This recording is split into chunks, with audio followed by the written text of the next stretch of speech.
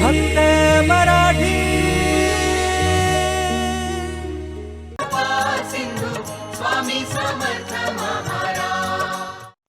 ईश्वर प्रत्येक मनुष्यास त्याच्या हिश्श्याचं दान देतच असतो. त्याहून अधिकाचा लोभ धरल्यास मनुष्याचा नैतिकतेकडून अनैतिकतेकडे प्रवास सुरू होतो. स्वामी, ओ माझ्यासारख्या शूद्राला आज तुम्ही जवळ घेतलं. धन्य झालं स्वामी. अरे कोण शूद्र आणि कोण श्रेष्ठ? अरे ब्राह्मण्य हे काही जन्मावर ठरत नसतं, ते गुणांवर ठरत. माणसाचा मोठेपणा हा त्याच्या जातीवरून नव्हे, त्याच्या गुणांवरून ठरतो. केशवा. हा स्वामी. स्वामी, केशवा, तुझ्या घरी दत्त जयंतीचा सोहळा आहे ना रे? होय स्वामी. पण स्वामी, एक गोष्ट राहूनच गेली. तुम्ही 11वा ब्राह्मण आणणार होतात. हा बघ तुझा 11वा ब्राह्मण. पण स्वामी, अहो हा तर शूद्र नाही. म्हणजे मगाशी त्याने तसं मान्य केलंय. नाही नाही, मी इतका वेळ बोललो ते तुझ्या डोक्यावरून गेलं का?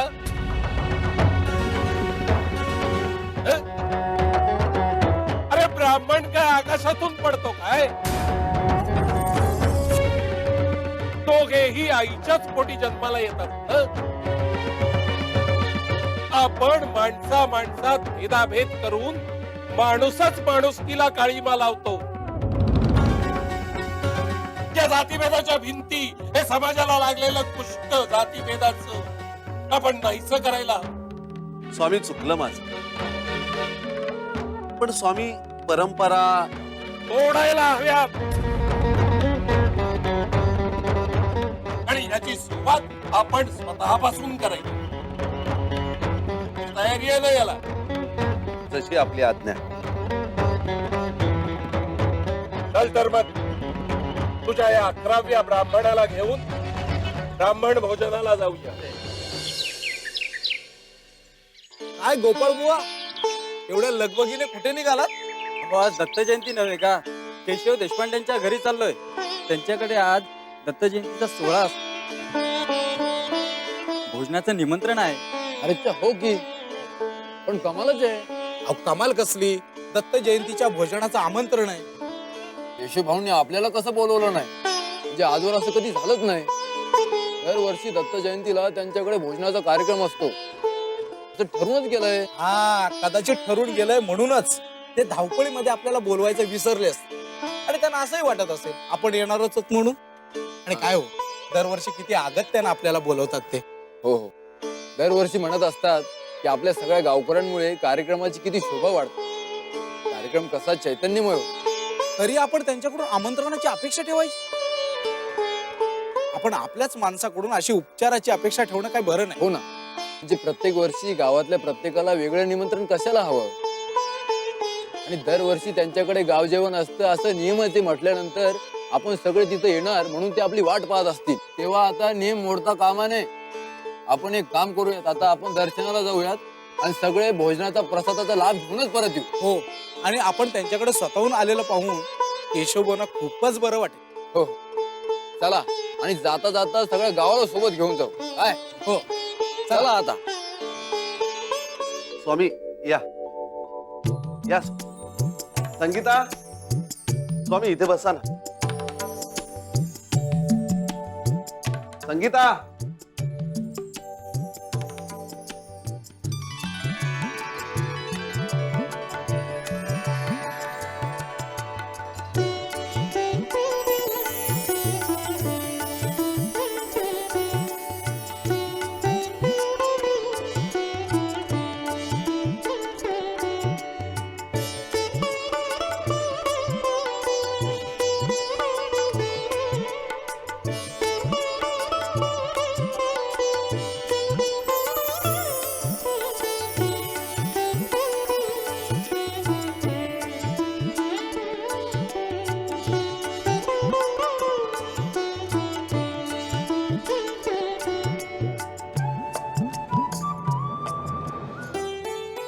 संगीता हं? सगळं जेवण तयार आहे ना? हो, हे बघा एकूण एक पदार्थ तयार आहे. भरपूर बनवलंयस ना? नाही म्हणजे जेवताना कमी पडायला नको. अहो तुमच्या बायकोला तितका अंदाज आहे म्हंटल. 10-12 माणसांना पुरून उरेल इतकं जेवण केलंय हो मी. आणि खास करून स्वामींच्या आवडीचं जेवण केलंय. छान. बघ मी ना स्वामींना भोजनाला बसायला सांगून येतो. हा, तोपर्यंत तू पानं घे. बरं. स्वामी भोजनाची तयारी झाली. पानं घेऊ? तुझे 10 ब्राह्मण आले का? आम्ही एकत्रच बसू भोजनाला. बर बघतो.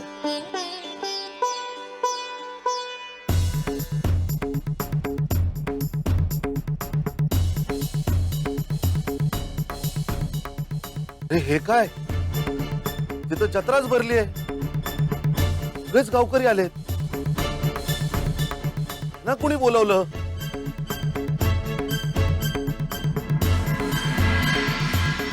पानं वाढते हा. संगीता हं? काही खोळ झालाय. काय हो काय झालं? किती लोकांचं जेवण बनवलंयस? जेवढ्या लोकांना आमंत्रण दिलं होतं तेवढ्या लोकांचं. पण तुम्ही परत परत का विचारताय? अगं आज एक कसोटीचा क्षण आपल्या दरवाजापाशी येऊन उभा राहिलाय. म्हणजे काय झालं काय? अगं दरवाजापाशी जाऊन बघ. दर्शनासाठी आणि भोजनासाठी अख्खा गाव जमलाय. हो पण आपण तर त्यांना बोलावलं नव्हतं. नाही बोलवलं पण आलेत ना ते. आता काय करायचं? केशवा,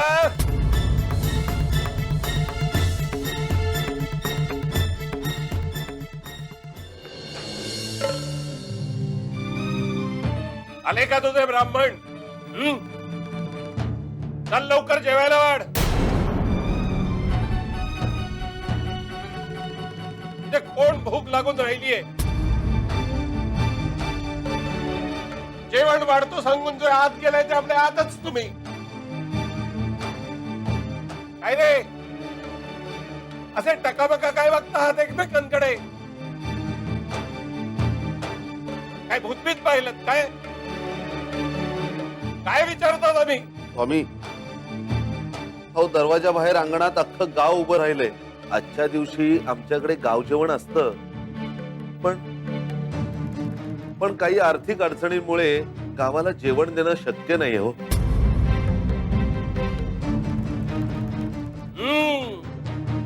म्हणून 11 ब्राह्मणांवर बोळवण करत होतास वाटतं. नाही तसं नाही. म्हणजे नाईलाज होता. पण आता पंचायत झाली. हो आम्ही फक्त 11-12 माणसांचं जेवण बनवलं होतं. पण आयत्या वेळी एवढी माणसं इथे आली त्यांना जेवण देणं शक्य नाही हो. आली आहेत ना माणसं.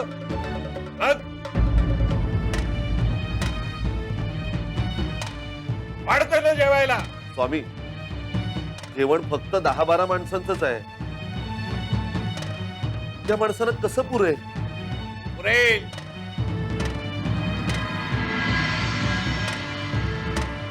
पुरवायचं म्हटलं की सगळं पुरतं.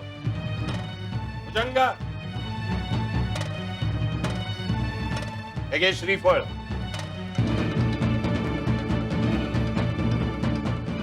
हे वाढवून याचं तीर्थ अन्नावर शिंपड. सगळं अन्न पुरेल.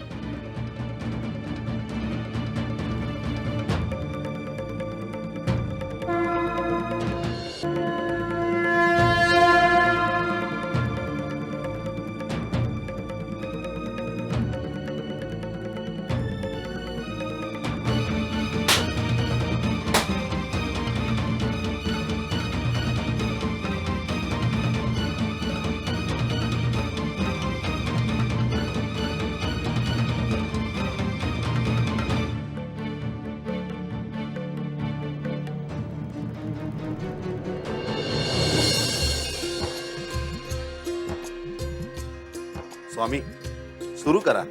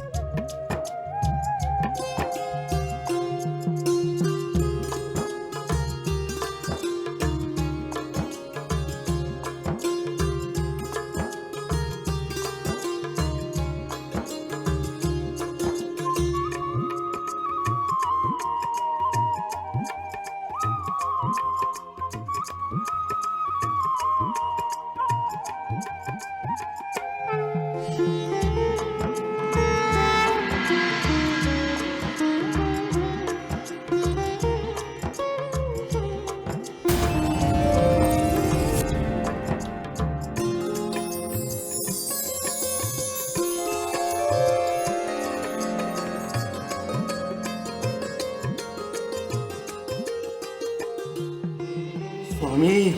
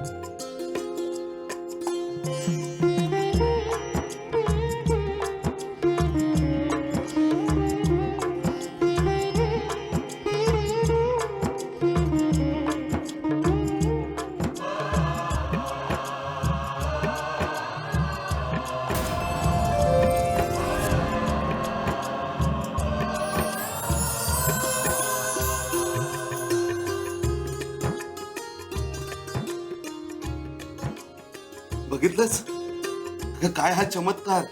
रिकामी भांडी पुन्हा भरली स्वामींच्या कृपेसारखी. स्वामी स्वामी तुम्ही खरंच धन्य आहात. आता कसली काळजी नाही. चला जेवायला वाढूया. हो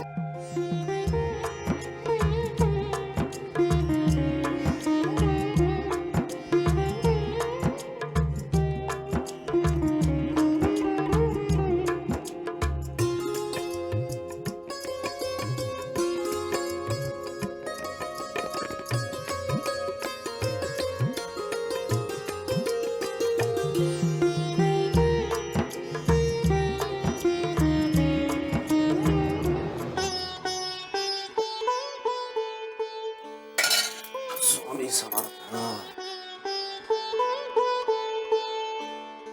इतकी लोक जेवली पण अजूनही अन्न शिल्लक आहे.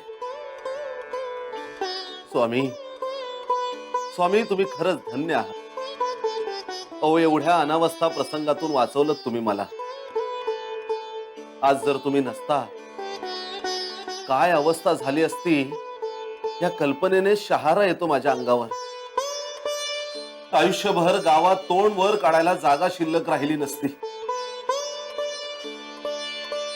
चला स्वामींना सांगूया. हो चल.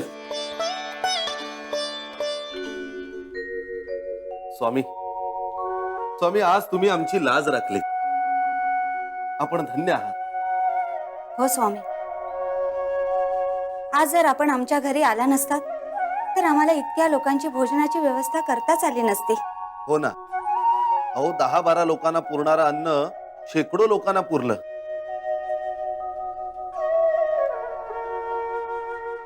खरंच आज तुम्ही चमत्कार केला. अरे हा चमत्कार वर्षानुवर्ष होत आलाय. बघतोस काय असा. अरे इतकी वर्ष लोकांना भोजन देत आलास ना. होय स्वामी. तू वर्षानुवर्ष लोकांना भोजन देत आलास असं वाटतं तुला. अरे भगवंताची तशी इच्छा होती म्हणून तू भोजन देत होता. तू केवळ निमित्त मात्र होता. असं होत होतं कारण भगवंताच्या मनात तसं होत. अरे आज तुझी सिद्धता नसतानाही गाव भोजन करून गेलं कारण भगवंताची ती इच्छा होती. अरे हा दत्त जयंतीचा सोहळा म्हणजे काय. तुझ्या मनात भगवंताच्या प्रती असलेल्या भक्तिभावाचं हे प्रतीक आहे. मग तो भगवंतही आपल्या भक्ताची त्याचा भक्तिभाव अबाधित ठेवण्याची काळजी घेणारच. तुला असं का वाटावं की हा सोहळा आपण व्यवस्थित पार पाडू किंवा नाही, हे मला जमेल किंवा नाही, मी लोकांना भोजन देऊ शकेन किंवा नाही, याच कारण तुझा मीपणा. मी हे करेन का, मला हे करता येईल का, मला हे जमू शकेल का, मी हा अहंकार वाईट. हा अहंकार माणसाला विनाशाकडे घेऊन जातो. अहंकार सोडा. अरे ज्या माणसात हा अहंकार शिरला तो 84 लक्ष योनीच्या जन्म मरणाच्या फेऱ्यात अडकला. म्हणून हा अहंकार सोडा. स्वामी, मी किती चुकीची समजूत मनात बाळगत होतो. आज आपण मला प्रकाशाचा मार्ग दाखवला. होय स्वामी. अंजने, अशी गप्प का ग? स्वामी, बोल बोल की. अगं इथवर आलीयस ना, मग बोल. तुझ्या नवऱ्याची तक्रार घेऊन आलीयस ना, सांग. स्वामी, आपल्यापासून काय लपलंय, पण कसं सांगू, काय सांगू हेच समजत नाही. आपलेच दात आणि आपले सोट. सांगावं तरी पंचायत, हे नाही सांगावं तरीही बोल. मनातल्या मनात ठेवू नकोस, बरं वाटेल. सांगणं तर भागच आहे. माझे पती हुशार आहेत, विद्वान आहेत, पण त्यांच्या विद्वत्तेला लाचखोरीचं आणि चारित्र्याला जार कर्माचं ग्रहण लागले. स्वामी, तुम्हीच त्यांना सद्बुद्धी द्या, त्यातून बाहेर काढा. मी पाया पडते तुमच्या स्वामी.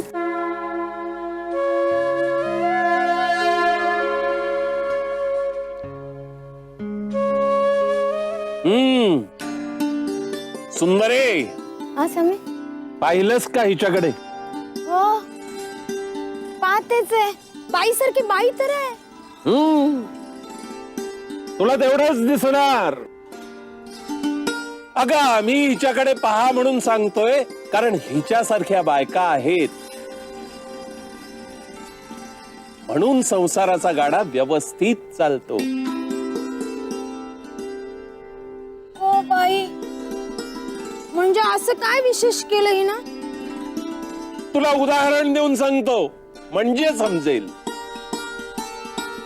हे बघ, अगं सगळ्या बायका जरी सारख्या असल्या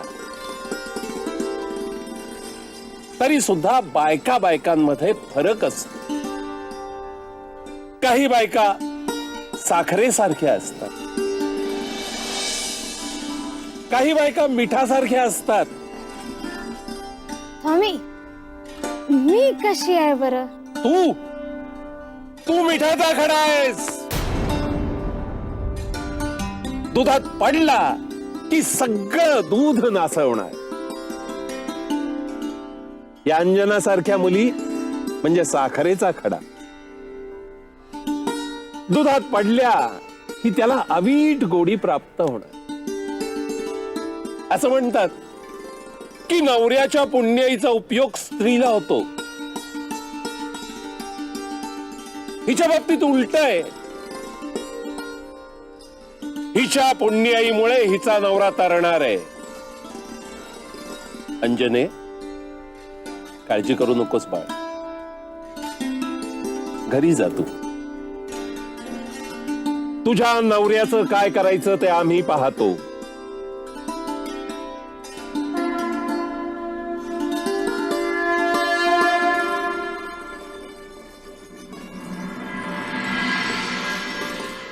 अहो वामनराव, काय ठरवलंय आपण? कसलं? अहो कसलं म्हणजे प्रस्तावाचं. आज 2 महिने झाले प्रस्ताव देऊन. आता कुठला प्रस्ताव तुमचा? अहो माझ्याकडे हजारो काम असतात हो. तुमचं प्रस्ताव लक्षात ठेवायचं म्हणजे बोला बोला, काय काम आहे तुमचं? हा, अहो आम्हाला गावात 2-3 विहिरी खोदायच्यात हो. खोदा की मग. अहो पण त्या प्रस्तावावर तुमची स्वाक्षरी झालेली नाही. हो का? बर बर बर. मग कधी मंजूर करताय आमचा प्रस्ताव? आत्ता प्रस्ताव मंजूर करतो की. त्यात काय अवघड आहे? हे अशी दौत उचलायची. ती शाईत बुडवायची आणि कागदावर स्वाक्षरी करायची. झाला मंजूर तुमचा प्रस्ताव. हा मग करताय ना स्वाक्षरी? काय स्वाक्षरी केली असती हो. काय आहे की हे जे माझं दौत आहे ना त्याची शाई फार महाग आहे आणि ती मला परवडत नाही हो, आणि म्हणून तुमच्या प्रस्तावावर सही होऊ शकत नाही. अहो मग वामनराव सरळ सरळ सांगा ना की या प्रस्तावाची, या कामाची तुम्हाला लाच हवी आहे म्हणून. अरे लाच वगैरे तुम्ही म्हणताय हो, याला लाच म्हणत नाहीत. कसं आहे, मी तुमची मदत करणार, मग तुम्ही पण मला काहीतरी सहकार्य केलं पाहिजे की नाही. हा, ते म्हणतात ना की एकमेका सहाय्य करू अवघे धरू सुपंथ, म्हणतात ना, तसंच त्याला लाच म्हणू नका तुम्ही. हा अहो मग तुम्ही हे आधी नाही सांगायचं. आमचे 2 महिने वाया गेले ना यात. आता पाटलांना माझं म्हणणं पटलं नाही. हा, आणि म्हणून तुमचा प्रस्ताव काय मंजूर झाला नाही. आता बोला तुमचं म्हणणं काय ते.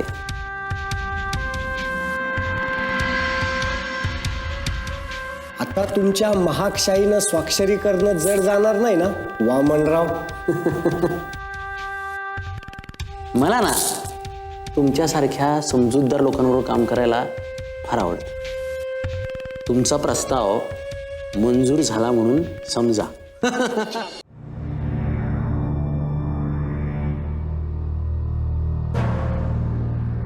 काय गा, हा, अशी चोरी केल्यासारखी मला बघून दचकलीस का तू?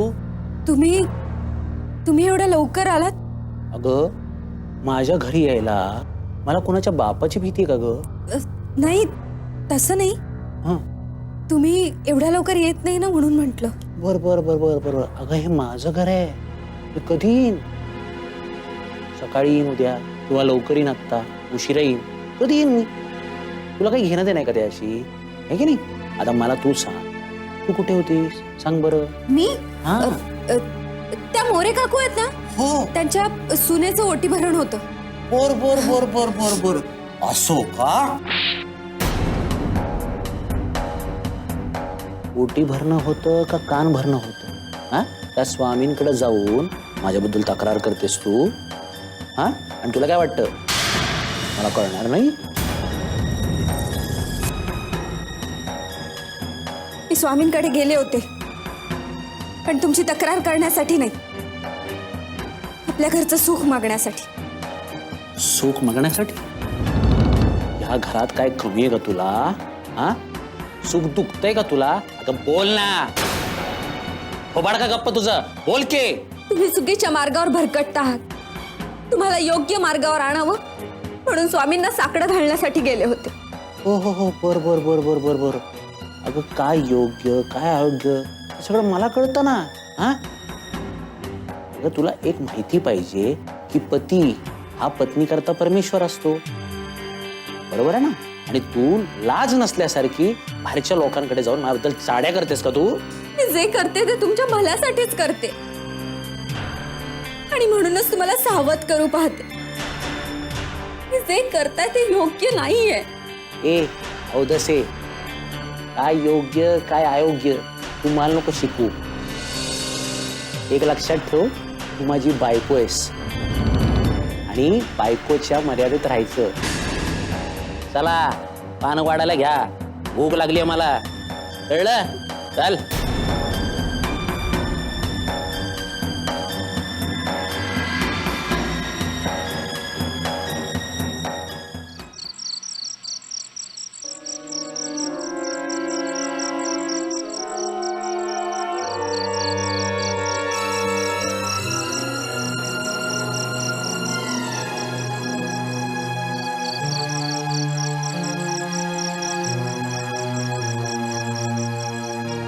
अहो, कुठे चाललात तुम्ही?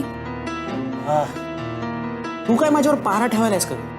हा, मी जर उशिरा घरी आलो तर मला सांगतेस लवकर का घरी आलात? आता चाललोय तर मला हटकतेस, मला काम आहे, मला जाऊ दे. अहो, झोपा तिकडे. रात्री अपरात्री बाहेर जाणं बरं दिसत नाही. हे बघ, तू जाऊन शांत झोप, मला जाऊ दे, मला काम आहे. अहो अहो, एवढ्या रात्रीचं काय काम आहे तुमचं? मला सगळं कळतंय. काय कळते का तुला? हा हेच की तुम्ही कुठल्या कारणासाठी बाहेर चाललात. हे बघ, जर कळत असेल ना तर जाऊ दे ना, मला अडवतीस का? नाही, मी तुम्हाला चुकीच्या मार्गावर नाही जाऊ देणार. अहो, आतापर्यंत जे झालं ते झालं, पण आता तरी आवर घाला स्वतःला. म्हणजे तू या जर वटवट करत बसलो ना इथं सकाळ होईल. जाऊ दे मला. नाही, आज मी तुम्हाला कुठेही जाऊ देणार नाही. म्हणजे मला जाऊ दे, माझ्या पायातली बेडी होऊ नकोस, आता सांगतोय. नाही, मी तुम्हाला चुकीच्या मार्गावर नाही जाऊ देणार.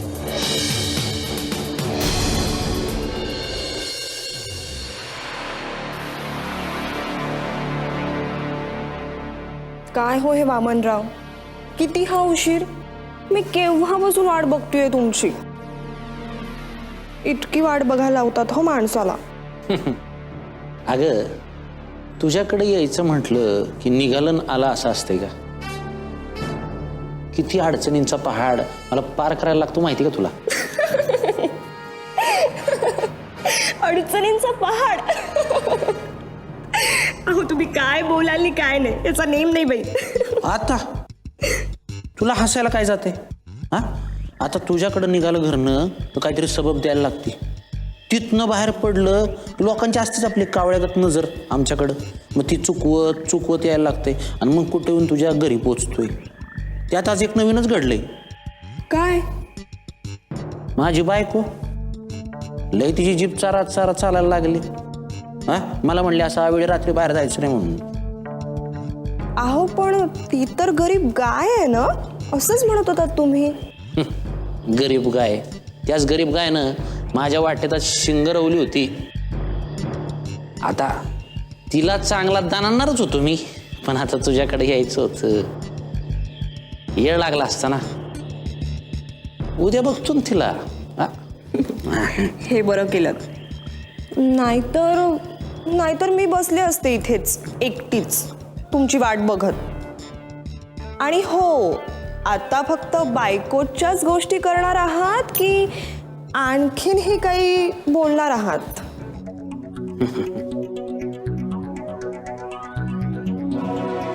लई दिवसानं आपल्याला असं एकांत मिळालं नाही का? हो, पण ह्यासाठी तुम्हाला आमची पाठ थोपटावी लागेल बरं का? का? अहो, इकडे तुमची बायको आणि तिकडे आमचे हे बाहेर गावी जायला तयारच नव्हते. हो, पण आज अचानक काय झालं कुणास ठाऊक. सामान भरलं आणि म्हटले 2 दिवसासाठी जाऊन येतो म्हणून, आणि गेले सुद्धा. मग मी निरोप पाठवला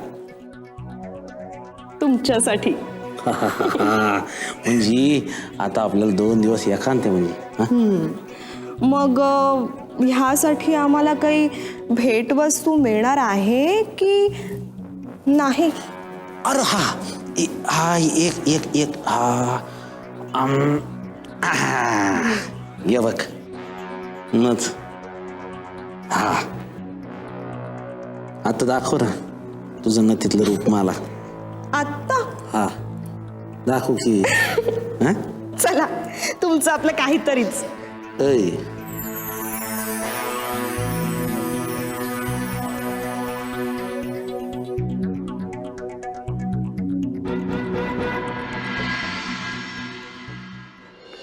स्वामी, नाही सहन होत. एका स्त्रीसाठी आपला नवरा आपल्याला सोडून रात्री अपरात्री एका दुसऱ्या बाईकडे जातो. त्यापेक्षा मोठं दुःख काय असू शकेल? नाही सहन होत. थकले मी. मी तुमच्यावरच भिजतय माझी सगळी. काहीतरी उपाय करा. मला माझा नवरा परत मिळवून द्या स्वामी.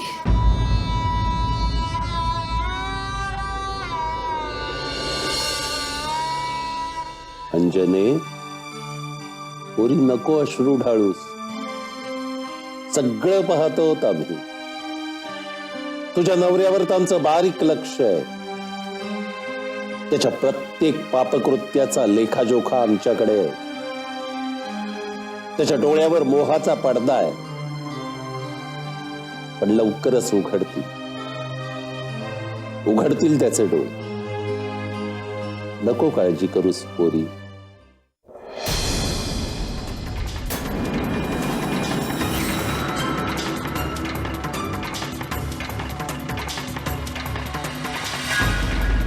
काय गे भवाने,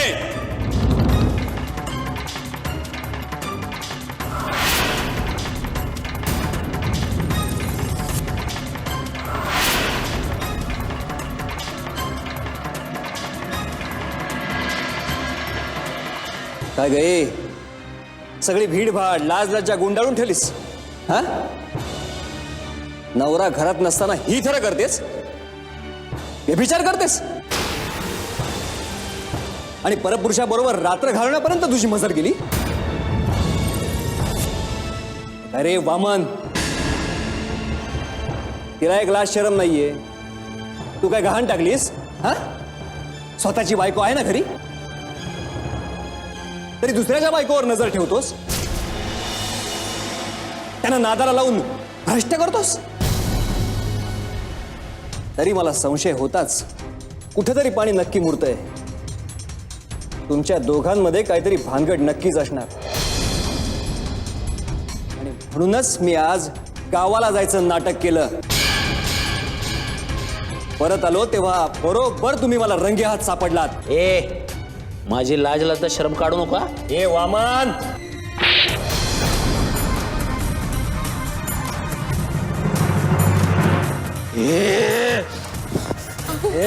वामन, अरे वामन, नाही